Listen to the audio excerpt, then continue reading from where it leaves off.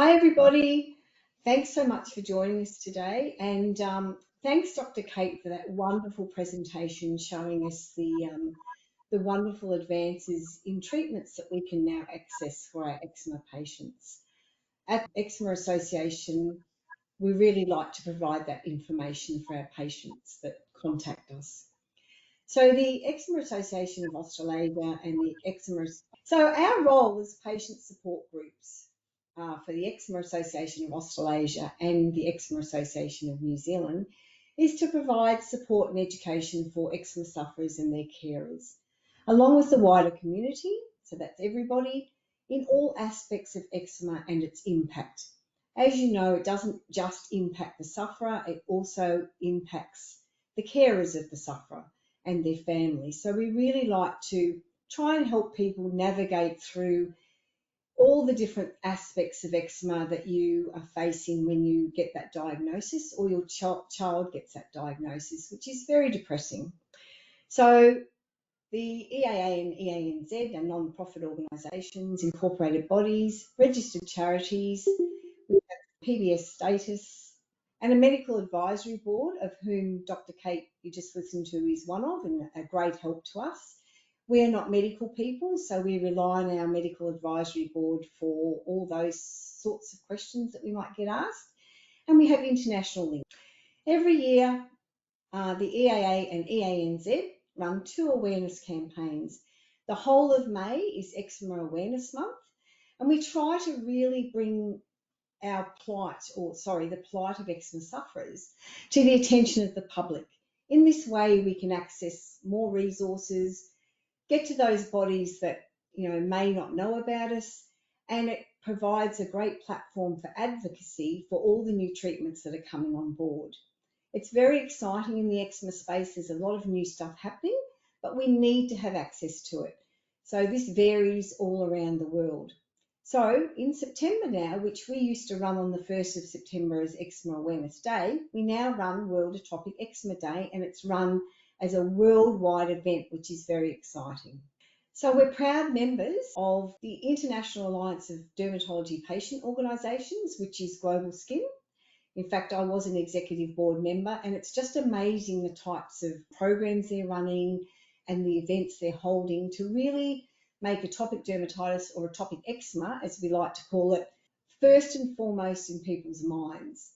We also work with some other organisations, local and global.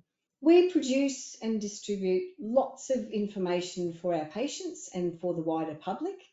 So we have information sheets on lots of specific types of eczema, treatment plans, all sorts of things that people with eczema want to know. We have our own eczema care plan, which is a little bit different to Dr. Kate's, but it's very helpful. You can take it from your pharmacy to your doctor. And we put out posters and brochures just to give people who are often quite frightened when they're newly diagnosed with eczema, a bit of a pathway and a bit of an overview of what they're probably going to be dealing with, but also to offer some help that there is management available. We know there's no cure, but people can manage their eczema very well. We also produce the only dedicated magazine in Australia and New Zealand for eczema sufferers. And we include recipes and lots of articles, and it really makes people with eczema feel as though they're not yelling out on their own and they're not battling on their own so much. Give us a call, visit our website, send us an email, and we'll let you know all the details about how to access all these wonderful resources. We're here to help you. So Dr. Kate went over the treatments available in Australia. So we know that there's a big difference between eczema sufferers. There's mild to moderate sufferers, and then there's the more severe sufferers. So for mild to moderate treatments, we have topical steroids, still a mainstay, been around for many years. A lot of steroid phobia, which we try to address with lots of articles and talking to people. There's topical immunosuppressants, so some of the creams that Dr. Kate showed you in her presentation.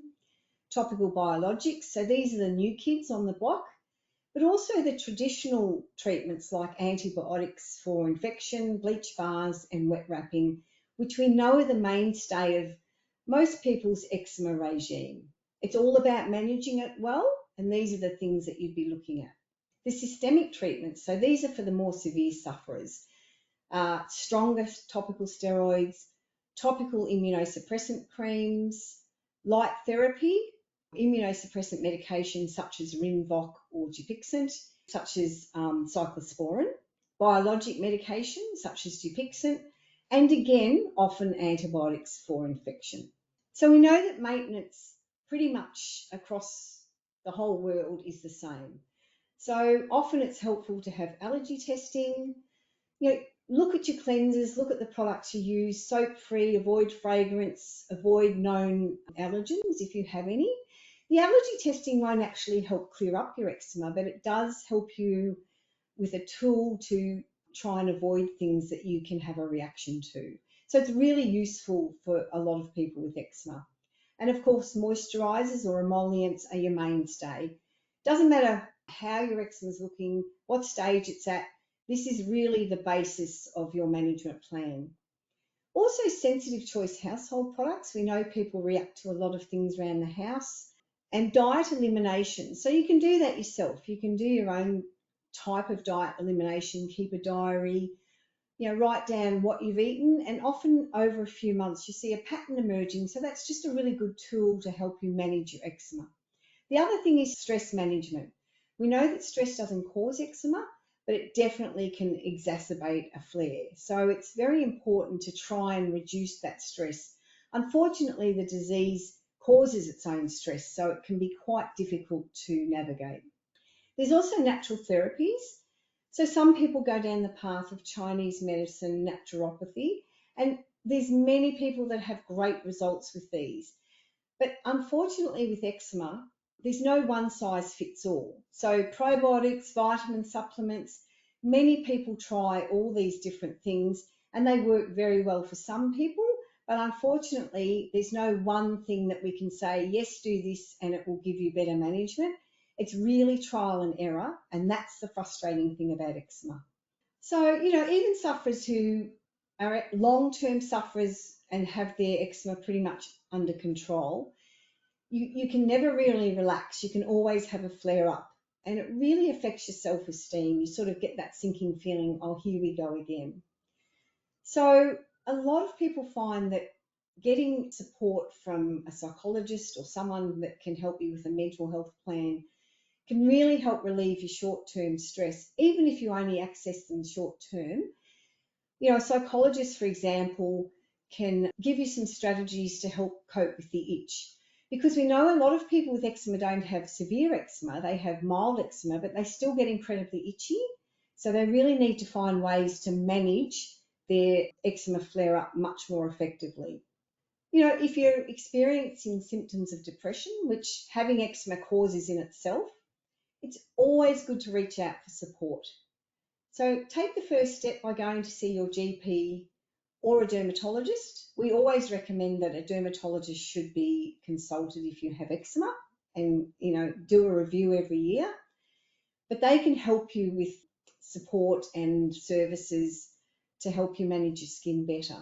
Also, get in touch with us. We're here to help as well. Thank you very much, everyone, for listening. And don't forget, we're always here to help you if you need us. We're accessible via phone or email or through social media. Thanks for listening and enjoy the rest of the webinar.